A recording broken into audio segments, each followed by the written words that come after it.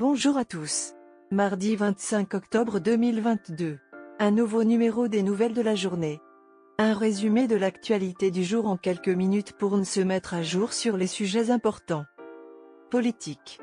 La loi sur l'assurance chômage en débat au Sénat. Cette loi a pour but de prolonger les règles actuelles de l'assurance chômage. Elle permet aussi par décret de moduler l'assurance chômage, plus stricte quand le demandeur d'emploi refuse trop de postes et plus généreuse quand le chômage est élevé. Ce système de modulation fait actuellement l'objet d'une concertation entre le gouvernement et les partenaires sociaux qui doivent s'achever le 21 novembre. Faits divers. Un drone a livré des produits stupéfiants et des smartphones dans la prison de Fresnes. Les faits se sont déroulés dimanche 23 octobre. Le drone s'est posé dans une des cours de promenade de la prison de Fresnes, dans le Val-de-Marne, près de Paris. Selon le ministère public, les faits se sont déroulés vers 4h30 du matin dans la nuit de samedi à dimanche. Sport. Les fuites sur le salaire de Mbappé donnent le vertige. Le PSG réfute l'information.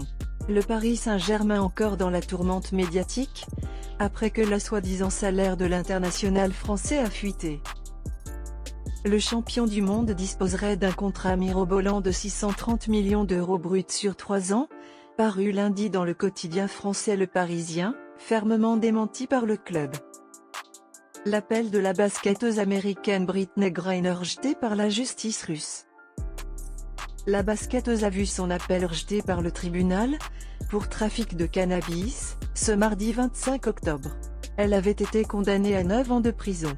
Elle était partie en Russie pour jouer pendant l'intersaison américaine, une pratique courante pour les basketteuses de hockey qui gagnent souvent mieux leur vie à l'étranger qu'aux États-Unis.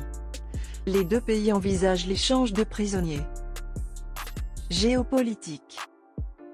L'Ukraine demande à l'Europe, par le biais de son président, Volodymyr Zelensky, une enveloppe de 38 milliards d'euros pour couvrir le déficit budgétaire de 2023 lié à la guerre.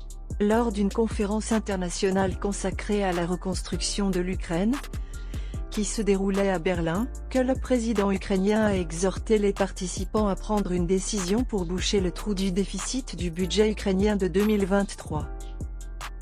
Merci d'avoir regardé cette vidéo. Si elle vous a plu, n'oubliez pas de laisser le pouce bleu, abonnez-vous et activez la cloche.